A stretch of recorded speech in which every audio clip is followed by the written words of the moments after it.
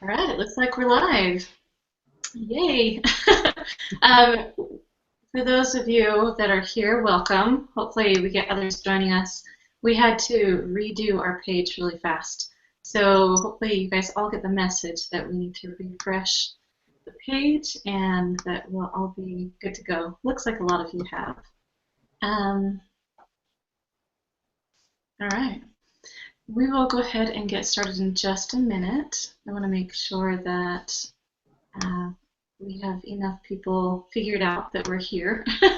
As soon as someone sees that we're here, go ahead and let me know, and then we'll get started so that we know that everything's good to go. These things, once we go live, sometimes they can give us some issues, but we will work through them. There we go. All right.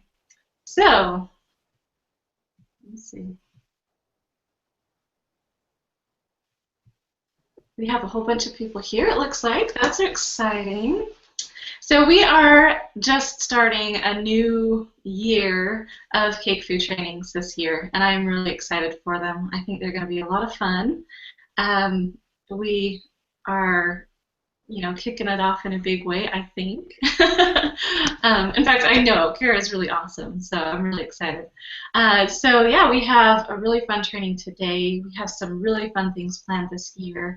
Some other things with CakeFu that we're going to be doing. We're going to be doing, like a kind of a review series, product review, and that should be fun. Kind of something, a couple little shorter little videos. They won't be the live trainings, it'll just be little videos on our YouTube channel. So go ahead and make sure that you're subscribed to our YouTube channel so that you can see those when they come out. That'll be lots of fun. Okay, I see a lot of hellos. Hopefully you guys, oh, yep, you're on. Yay, we're good to go. Okay, we will pause for just a second. I have an echo in my room. I thought I took care of that. Oh well. Okay, so we'll pause for just a moment, and then we'll go ahead and get started. And yeah, it should be a really fun training today. Yeah. Hello, everybody. Welcome to our CakeFu Master Series. I am Amelia Carbine, the host of CakeFu, and I hope you guys are enjoying your day today. It's a really, well, here in Utah, the weather's pretty nice. We actually have, some warmer weather. Surprise, surprise.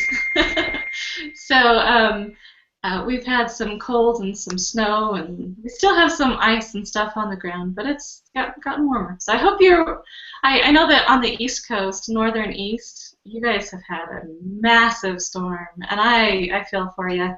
Hopefully it's not that bad. Hopefully you can stay warm and bundled up. So yeah, we are going to go ahead and introduce our amazing guest today. We have Andretta. I said that right? Correct. Okay. When you're friends with somebody on Facebook, you can actually, misread somebody's name so times that you kind of think that that's their name.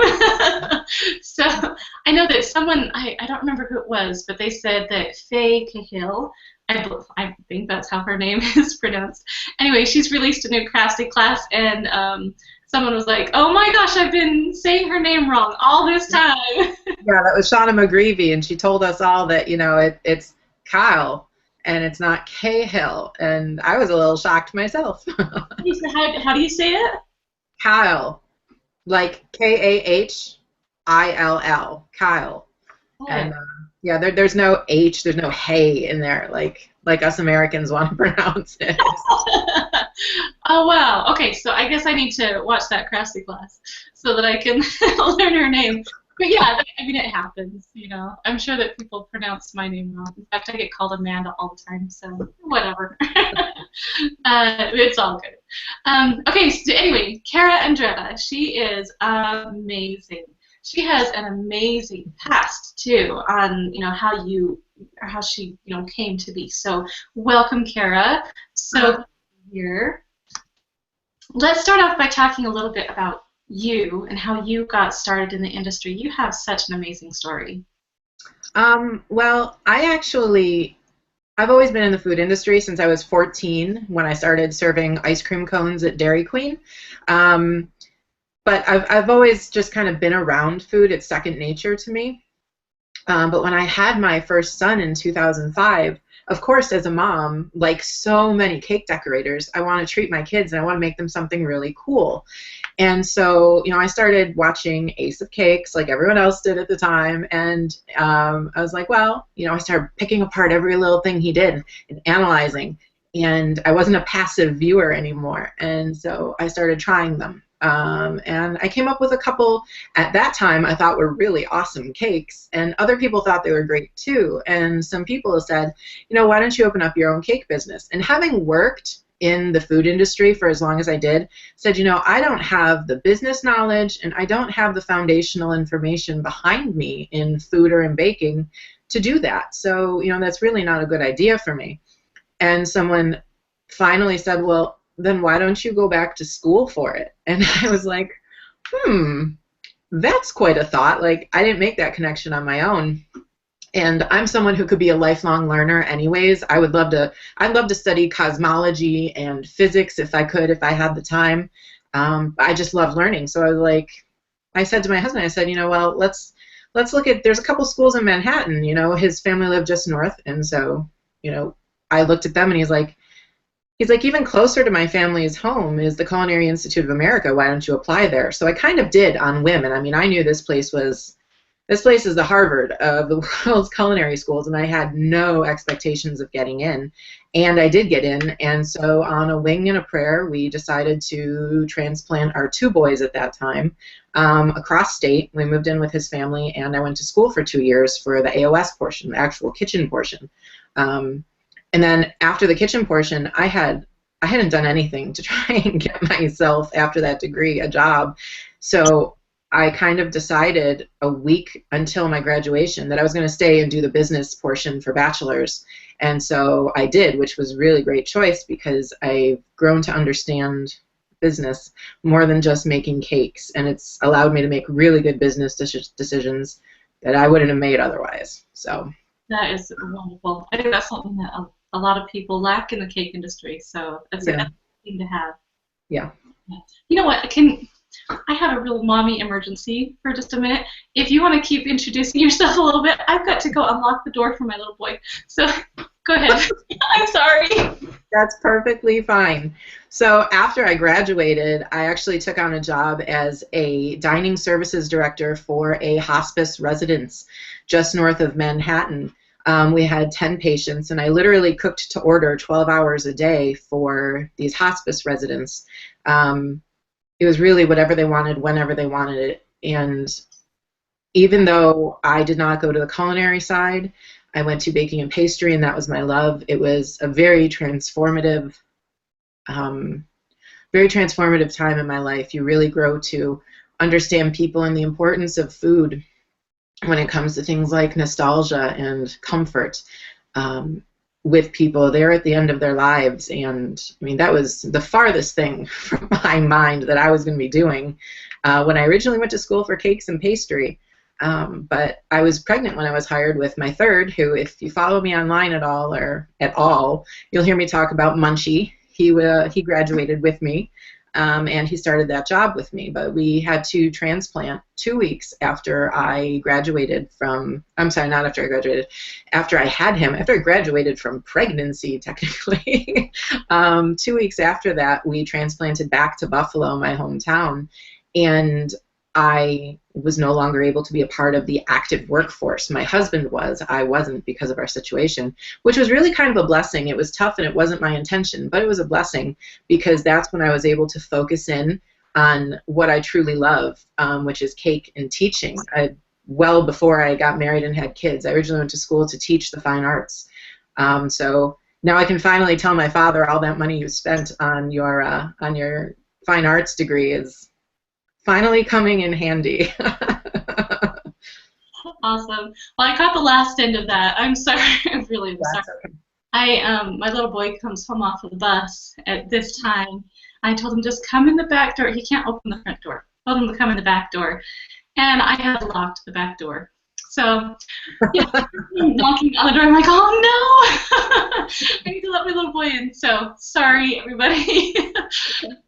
Anyway, okay. Well, you have like you just shared with everybody. I think your accomplishments are amazing. I think that you have the knowledge base and all of that in order to really be quite the instructor, and I think that's why you have such a huge following and such huge fans. That, and you're just awesome. So it's all a little strange to me, to be completely honest, because truly, in my own head, and my husband tries to change it, and I won't let him, but truly in my own head, I'm just a mom who likes cakes and likes to play with food, and I just kind of share it with people. So, it's kind of weird to me to have people say those things, but thank you, I appreciate it. It is hard to take sometimes. I have people that, when I go to shows and things like that, they're, most people are just like, hey, she's just a normal person. But there are a few that are just like, oh my gosh, it's Yeah. like, So yeah, it is weird to be thought of as somebody that is, I don't know. I don't know the word. Okay, but anyway, you guys that are interested, we have a link to Kara's website here. Great website, and lots of really good information. And if you're interested in learning some really cool stuff, I would definitely go check out her website. It's carascouturecakes.com, and yeah, definitely go check that out. Kara is going to be teaching us today how to make edible glitter. And this is kind of a hot topic right now because we have found not so long ago, fairly recently, that all of the edible glitter that we have been purchasing is not food safe. And it's kind of a tough call on whether you should purchase it and actually put it on a cake. And so, it's one of those, do you have the moral obligation to, just pull that off of your shelf and not put it on a cake at all? Or, because it's not toxic, can you use it anyway? I know that it goes both ways. I know that there are opinions on both sides of the table, and whatever your opinion is, I guess it's your right to have your opinion. But if you want another option, this is it. This is something that when I saw Kara came out with this tutorial, I just thought, oh, we've got to have her on. We've got to have her spreading this out and showing the world what we can have, and that it can be food safe. So thank you for coming on, Kara, and thank you for being willing to share this with the world, because this is kind of a big deal. Well, thank you for having me. I truly had a lot of fun making it, and I kind of came up with it literally at the same time, and unbeknownst to the two of us, as Avalon Yarns from Avalon Cakes, and she released a free tutorial of her style of the method, and our methods are different, with her cake made class. And when I saw it, I was like, dope, because I was just about to do mine, and so I talked with her, and she's like, great minds think alike, go for it, sister. And I was really grateful that she was still okay with me releasing it. Hers was free as well, so it really wasn't impeding each other, but Yeah. Well, that's something, I know that there's a lot of that going on in the industry of so-and-so stole this, or, I came up with this first, nobody should be able to teach this. And, different opinions on, whether that's okay or not. Good thing to talk to Avalon. I think that's great. Well, and she's one of my cake wives. She wouldn't say no to me anyways. You recently just did Duff Till Dawn. We need to talk about that for a minute. We did. We had so much fun out there. Our episode will be airing on February 26th. I believe it's 10:30 p.m. Eastern Time. The Pacific time zones seem to have kind of a different, they're not 3 hours behind us. It's usually 10:30 p.m. Pacific as well, but Central and Mountain seem to be in line with Eastern time. We went on, we competed, we had a ton of fun. That was really why we went. And it was such a great experience. It really, really was. And I think you'll enjoy seeing what we created. I know I'm excited to see it. I'm really excited about this Duff Till Dawn show. You know, I actually didn't get a chance to see the first episode, and so I can't wait to see the replay of it. And no spoilers, promise. I can't give you spoilers because I didn't watch it. So anyway, I think what I have heard from it is that there's no drama. You know, it's just real decorators who have real respect for each other, and you're allowed to show that. And one thing that's really lacking on previous shows was they wanted you to be against each other. They wanted you to be enemies, you know. And when I did my show on TLC, the Ultimate Cake Off that was several years ago, I remember they tried to get me to kind of heckle the other team and stuff. I'm like, hey, how's it going? I don't have that in me, and I'm not that type of person. And so I was like, I'll never do another show because I just am not that type of person. And so to hear that this is, available, and this is the way that Duff Till Dawn is going, I love it. I think it's great. It's truly good-natured, and we might jab at each other once in a while, but honest to goodness, it was all in fun. And Duff was probably our biggest instigator, but that really made it fun. But it was very good-natured. You'll see people supporting each other even on other teams, and yeah, we were really thrilled at the way it went and what we're seeing. So awesome! I can't wait. I can't wait to see them. All right, well, let's go ahead and get started on on your tutorial here on how to make some edible glitter. I'm just so excited for this. So I'll just let you take it away. Wonderful. Let me move my chair. Hang on. And let me move my camera so you guys can see a little bit better. Can you see my work surface pretty well? Yep, I see it just fine. Okay, beautiful. All right, so we are going to start by weighing out our gelatin. I use sheet gelatin. It's silver grade. Honestly, it really doesn't matter what grade you pick. Don't pay for the gold if you don't have to, because it's not any better. So we're going to do 1 ounce. I typically tare in grams, so I'm looking for 28 grams at this point. Just 1 sheet at a time. Usually I'm pretty familiar with my sheet gelatin. It's 10 to 11 sheets per batch to get me to 1 ounce. And there I am. I didn't count. Did anyone count? Interrupt you for a second. If you guys have any questions throughout the training, make sure that you ask. I know that we've had before where I know that people have had questions, but they're just have this attitude of, well, I'd just rather listen, so, but make sure you get your questions asked. We want to hear them, and we want to be able to help you with whatever you have. Okay. I'm actually going to raise you guys up a little bit for this part. This is a 2-quart container full of cold water, always cold, never warm. And I'm going to take my gelatin sheets and I'm going to coil them like this. And I'm going to place them in the water that way so that they unfold and almost bloom and open, which is kind of funny because what we're doing technically is blooming gelatin. I'm going to take the second one and coil it the same, and I'm going to place it right inside the first one.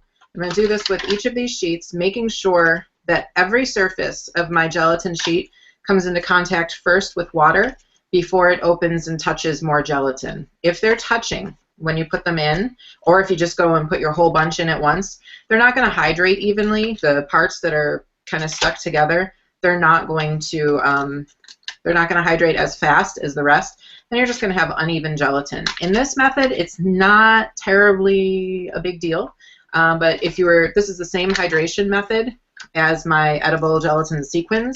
If you're doing the sequins, it would be a little bit of an obstacle later on, so just good to practice good habits all the time anyways.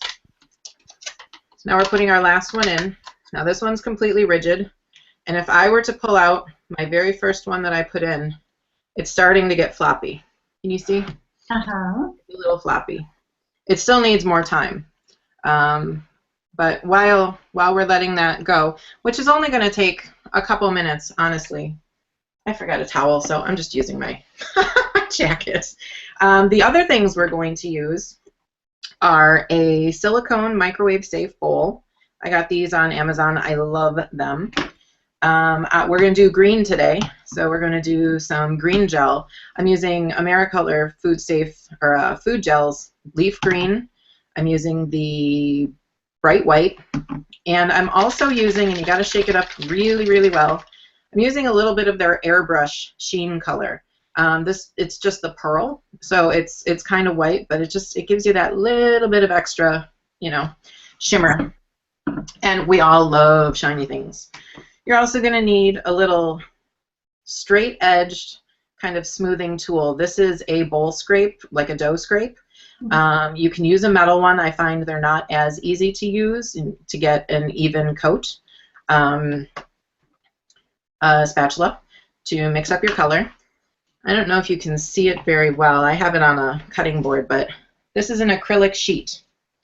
This is about a 1/4 inch. And it's about 18 by 24. It's 18 by 24 because I go overboard. You don't need a piece this big. But that's what we're going to be spreading it on, and that's what we need to start. Now our gelatin is just about there. Let me show you the consistency. I'm going to make a mess doing this, so forgive me. It's completely jellyish. It is not falling apart in my hand, though. If it's falling apart in your hand, you've overhydrated it, and you probably have too much water in there. For this method, again, not a huge deal. If you're hydrating for my sequins, which is the same method, it is a big deal, so you don't want too much water in. Now I'm going to take this over to the microwave. I didn't squeeze this out at all. I do want a little water in there so that it'll spread nice and evenly. I take this over to the microwave for about 10 seconds. And I'm going to melt it. You don't want to put it in longer, and you don't want to walk away because you don't want this to boil. You just want it to melt. So I'm going to take it over there, and then I'll bring it back and show you what it looks like. Okay. While you're headed over that direction, hopefully you can hear me, we do have a few questions. Ready? Ready. I think the main question, you can answer when you come back, but the main question that we have, I believe, is gelatin sheets versus the gelatin granules. Is there a better option than the other? And if so, why do you choose gelatin sheets over the gelatin granules? Okay, well, I will continue answering. You can see there's some liquid in the bottom where it's melted, but I still have a big clump. So we're going to put it in now for 5-second intervals until it is completely melted. And I can answer you, and I will. No worries. That's fine. As you can definitely use granules, the granulated powdered gelatin. I like sheet gelatin, honestly, because it's what I was trained with for using gelatins in culinary school. And this is going to be probably the most ridiculous reason you'll ever hear. I just like squeezing them when they're wet. I love that. I have found some other benefits to using them as opposed to granules. The granules, it's hard to hydrate them gently and get them all hydrated and not have little dry patches or clumps. You typically have to use more water. And if you're looking for a mix or you have a method that you need very little water in, you need a really high concentration of gelatin, it's much easier to do with the sheets and control. You can't necessarily measure the amount of water you have in there unless you're measuring the weight of your gelatin and then the weight of your gelatin after you've hydrated it. But you can get so little in there with the sheet that it makes more sense to me. Or at least that's how I've justified wanting to squeeze the gelatin. So. That's too cute. So basically, you think it might dry faster and just not be as clumpy. It doesn't necessarily dry faster, but it's definitely not as clumpy. Whenever I use the gelatin granules, I have to strain it with a lady's stocking. Of course, never worn, but a lady's stocking to make sure there's no clumps in there. Okay. Now we have nice liquid gelatin. Perfect. So now I'm going to add my color. Shake it up well. I'm going to add about 3 drops of my green, or 3.5, because it has a mind of its own. I'm only going to add 1 drop of white, and if you've read my tutorials, you know that I use white because you need a little bit of a backbone with your gelatin so that it's not completely transparent. You want a little something in there to reflect the light back at you. 2 drops of your sheen for a little extra sparkle. And then you're just going to stir till it's all incorporated. Very nice. Now, if by chance you overheated this and you've got bubbles along the top, take a spoon and skim them off. Otherwise, you get little foamy parts, and it doesn't grind the same, and if you're doing the sequins, it definitely causes a problem in your bottle. Okay. So now we're going to take this before it cools too much. Okay, you can see. And I'm just going to pour it and scrape it. You need to do this a little quickly, especially if you're in a cold environment or if your gelatin has begun to cool a little bit. And because as soon as it starts to cool, it's going to turn into a gelatinous clump like Jell-O. And then you're not going to be able to spread it as nicely or as thin. And how thin do you like to get it? Oh heavens! I mean, this is probably the thickness of, I'd say, wet 3 to 4 sheets of paper, notebook paper. But again, like I just scraped my scraper. I scraped my spreader off, and this is a little thicker. It doesn't matter. We're going to be grinding this so fine. It doesn't matter if it's ugly. I like doing it even like this because then it'll dry quicker and it'll dry evenly. This stuff now will get drier quicker than this will. So it's just going to take me a little longer to let this dry. At this point, you're actually ready to set it aside to dry. I find, granted, you know, this is really subjective to climate. In my relatively dry winter climate, this takes me about 4 hours, assuming I'm not doing anything like boiling water in the kitchen.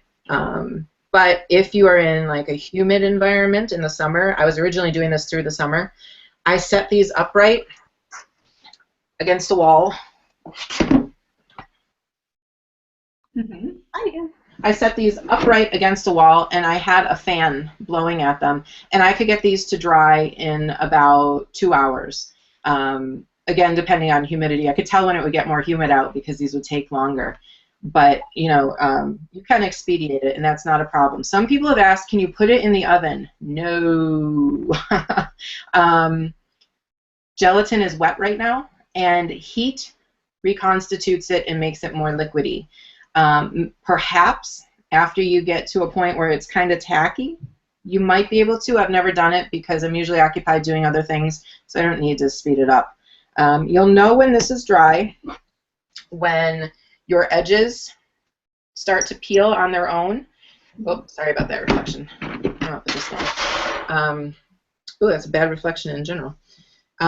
You'll know when it's ready because the edges will start to peel, and if you have a big enough sheet, you'll actually start to see this curve like this. As the gelatin contracts, your acrylic will curl as well, especially if you have a lot on there, which isn't a big deal. Your acrylic's going to flatten back out perfectly fine anyways. But once you're ready to peel that, I don't want to have one to peel because I'm pretty sure you guys can peel things. But the next step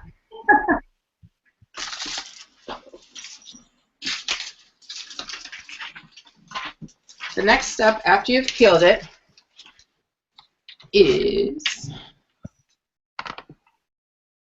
to take your sheets, which are super, super thin. I think you can see how thin that is. I mean, these are maybe actually the same thickness as a sheet of paper at this point. If they're thicker than that, like you can, shoot, I'm so sorry about that reflection. You can see thicker areas right here. Not a big deal. What you're going to do after you pull it off is just cut it into sections. I like to cut them into strips of about 1 inch, and then cut them again into little 1 inch squares. So while I do this, if we have questions, I can do them. So it looks basically like a sheet of acetate almost. Almost, yeah, exactly. Okay. All right, so someone's asking, what's the difference between bronze, silver, and gold gelatin? Their strength. If I really got into the technical aspects of it, gold gelatin is the first extraction from the animal of the gelatin, so it's the strongest and the purest. Silver is the second extraction, gold is the third extraction. And to get the same gelling and holding power from each subsequent extraction, you need more. So you're gonna, the bronze is, you're going to need more of that to be able to get the same. But this is when we're talking about things like making gels and mousses, or you know, things like that. Not for this. So yeah, you can get bronze for this as well. Okay. We've got a couple of silly questions.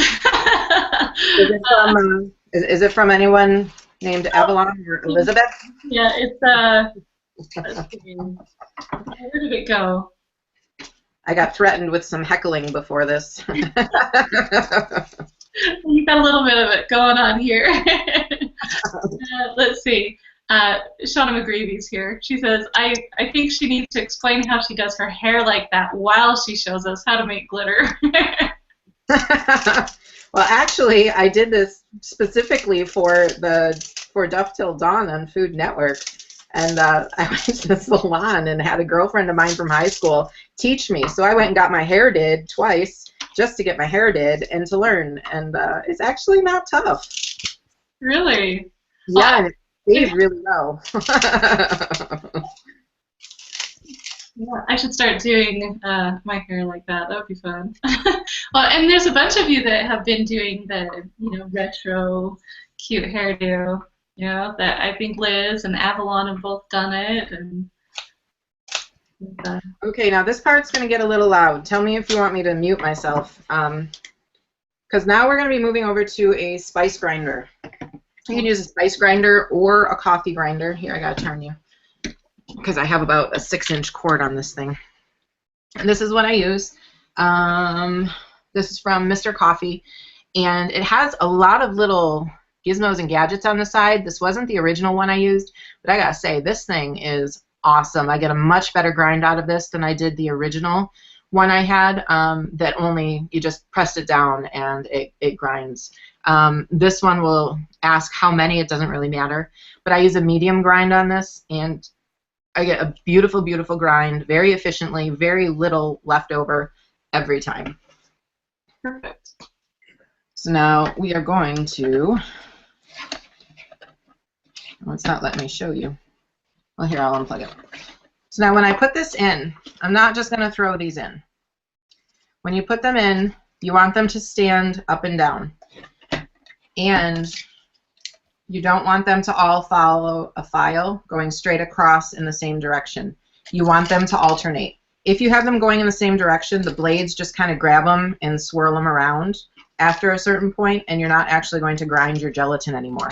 When you put them in at different angles like this, standing upright, they're constantly bumping into each other, and they're constantly coming into contact with the blades. Made myself nuts for a while going, why is this happening? And then I realized what it was I needed to do. And don't overstuff this, because you're just going to cause yourself problems. You're going to have to go back in and take it out. It will stop up.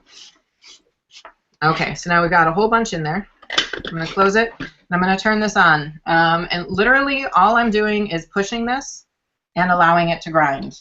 So, Amelia, throw your hands up if this is too loud for everyone, or everybody just... I'll mute you. So you'll just have to unmute yourself. So. Well, here. I'll mute me for just a second because it's going to be loud. All right. Sounds good.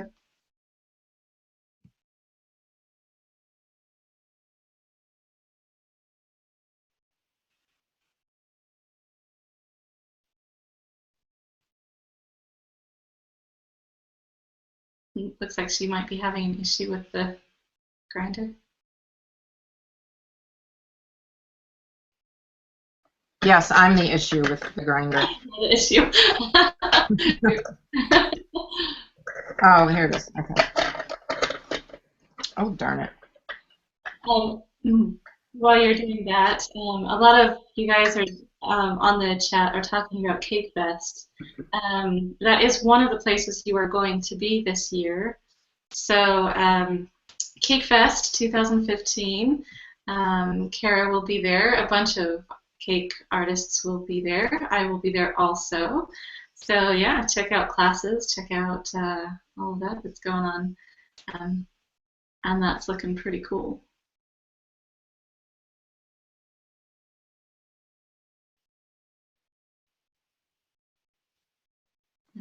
Okay, so I can see mostly I don't have any large chunks in there, which is great. I can keep going at this point, or I can start filtering it out. But since I have some extra left on my table, I'm just going to go and filter this because I have to put the larger pieces in there anyways. So I'm going to take that lid off and remember how I put the stupid thing on. And I'm going to put it into a sifter over top of a bowl. Now, just like you would with flour or confectioner's sugar or cake, you're just going to sift, move it side to side. And as you can see, there's still a bit in there. That's fine, because we'll go back and we'll add this to our coffee grinder again.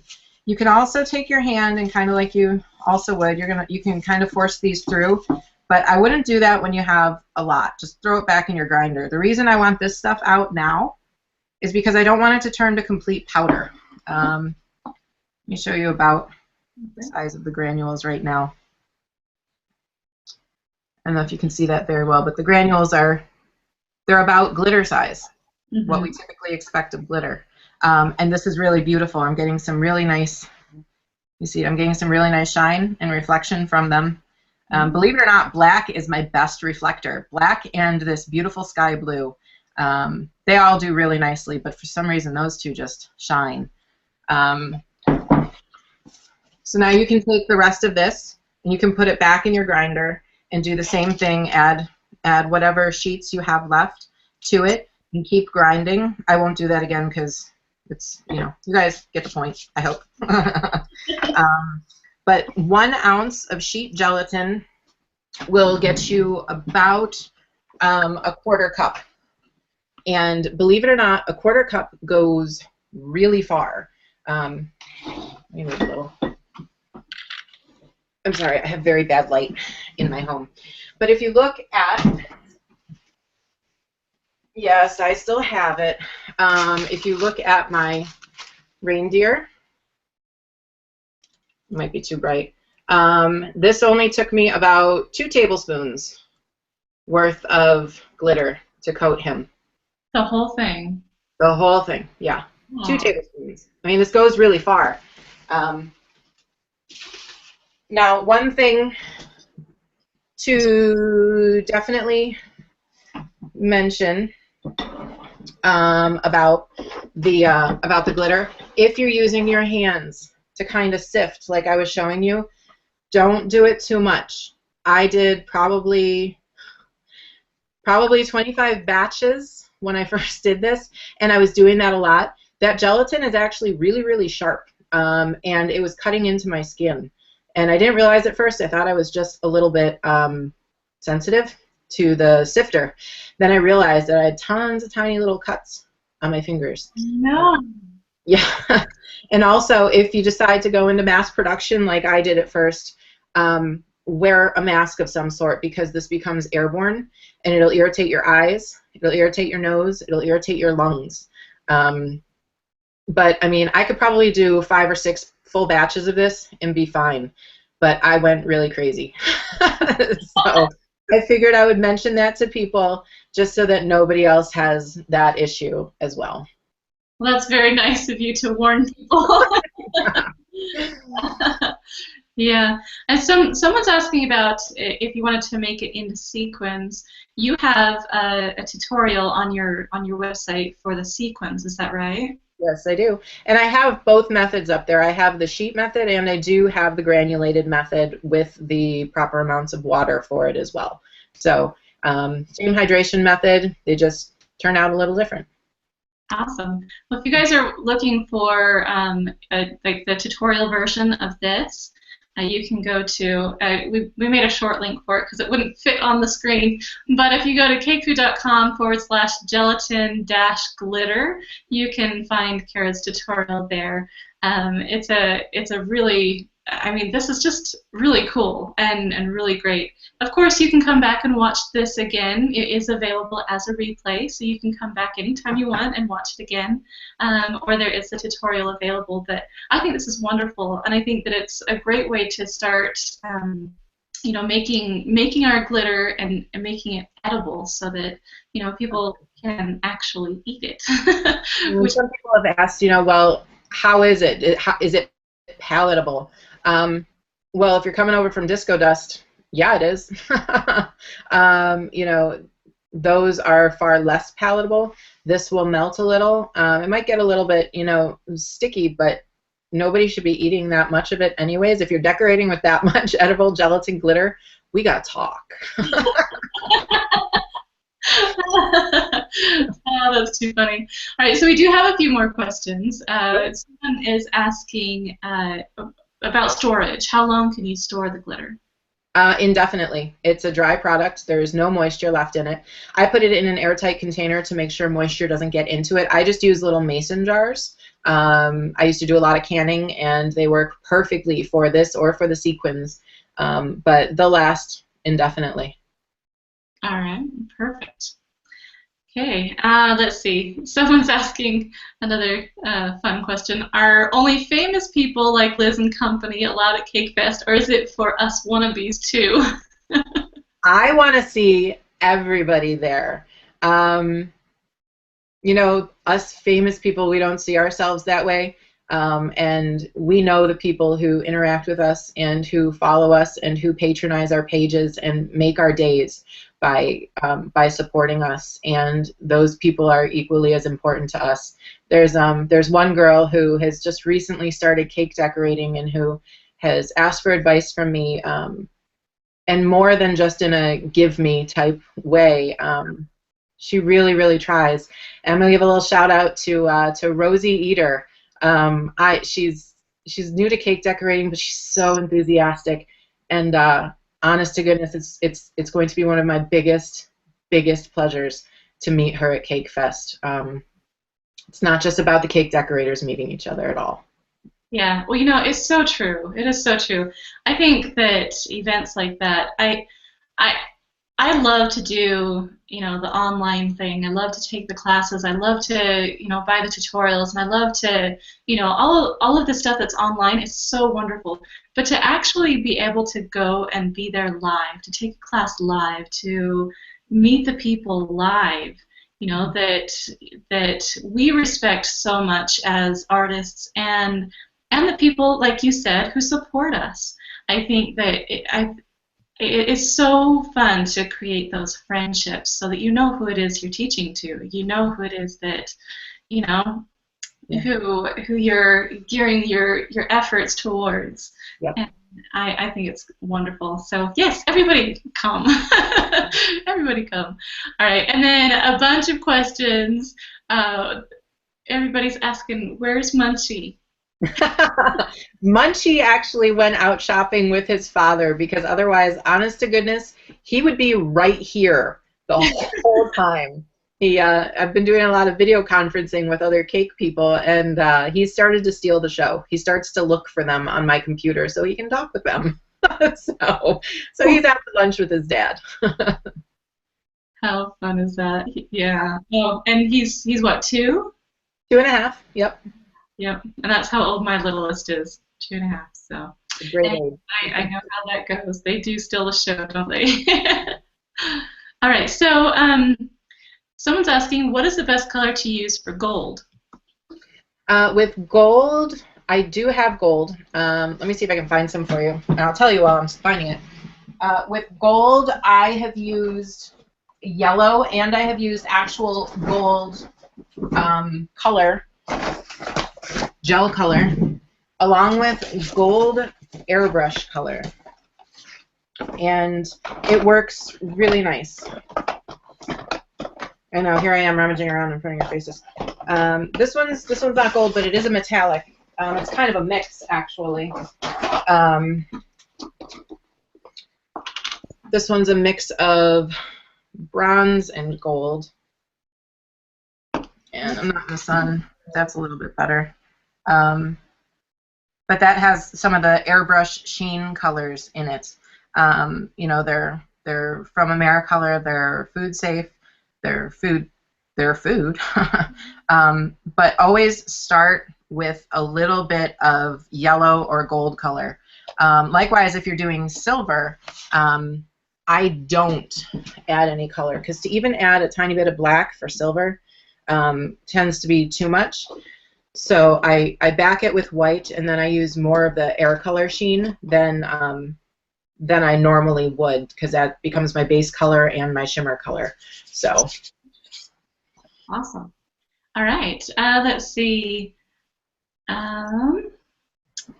Then also white glitter they're asking about. When you make white glitter, how much white do you add, and do you add anything else like this?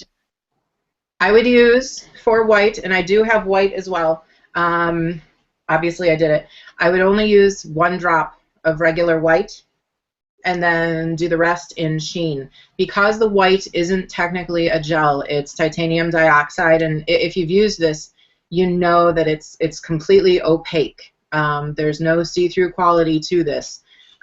It will dull your gelatin completely. So just 1 drop, just to give it the backbone like we did with everything else, but then use the pearl. And then you'll still get the reflective quality of your gelatin. But honest to goodness, I'm telling you right now, don't put more in. I have done it. Learned my lesson. Just takes away the shine. Yeah. Okay. And then another color question. It is, are white and pearl used for every color glitter that you make? Mostly. The only time I don't use the pearl is when I'm doing like a pink, because I have pink airbrush sheen. There's a lot of different airbrush color sheens. I also have a purple one that I like and that I've done with the purple glitter. If I have one that matches, I use that because it just makes more sense, and you'll be just adding to the color rather than pulling away slightly, because the pearl does have a little white in it. So you might as well just add to the color and get your shimmer in there as well. Okay, perfect. And then a question about adhering it. What's the best way to adhere it to the cake? The way I do it is very similar to how I do my sequins. I use a very, very light coat of something. Some people would rather use something like piping gel. I'm not a huge fan of piping gel. It dries too fast for me. What I typically do is just take a paper towel and make it wet. Not dripping, but definitely not only damp, because you don't want it to dry too quick. And then just kind of rub along the side of the cake and scoop in your hand. Like this is, we'll pretend this is the side of my cake. You have it sitting up on a little support underneath it, like over a tray, to catch all your excess, and then scoop up like this. And it works beautifully. And also you'll find that you might have a little bare patch. This is very friendly to just going in and, you know, patching just by adding a little bit of water and then, you know, putting a little extra gelatin right there, glitter. It's really boo-boo friendly. So perfect. All right. Let's see. Have you tried fluorescent colors or tonic water to make it glow in the dark? I have. Very I can't say anything more about that at this time. All right. So be warned, guys. There's something up and coming. That's fun. Love that.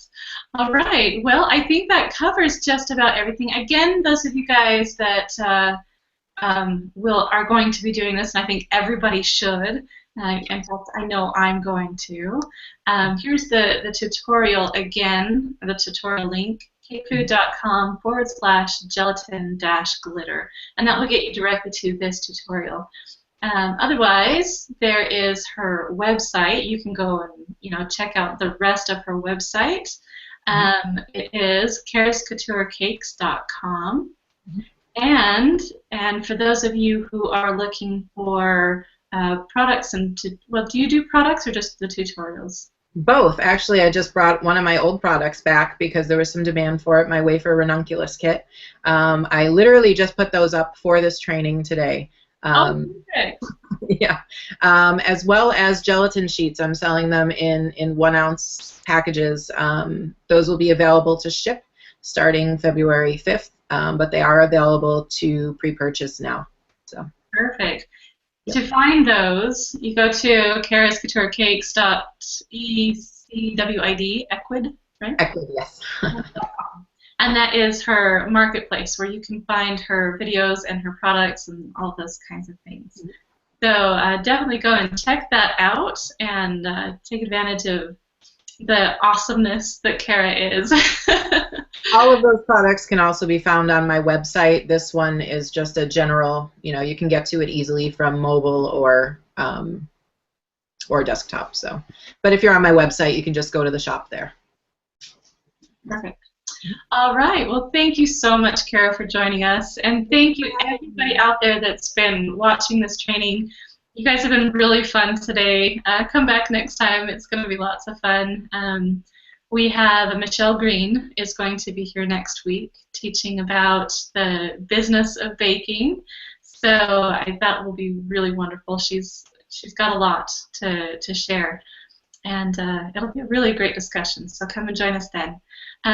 Again, thank you so much. Check out Kara's website, and again, if I can throw in a shout out for CakeFu, make sure that you guys go and subscribe to our YouTube channel because we are going to be doing some new fun things with our YouTube channel. So we're going to be doing some product reviews and things like that. It should be lots of fun. So head on over to our YouTube channel. It is, I think it's just CakeFu. Oh, I'm not sure. Just type in CakeFu in the YouTube search. I should have had that prepared for you. Sorry. Kind of a last-minute throw-in. But yeah, just go and type in CakeFu. You'll find it. But subscribe to our YouTube channel. It's going to be lots of fun. And we are so lacking in our YouTube subscribers. We've got almost, we've got 47,000 subscribers on our Facebook page. But we're like 2,000 with our YouTube subscribers, so we really need help. Please go subscribe. We really need to build that up. So anyway, thank you again, you guys. You guys are so awesome.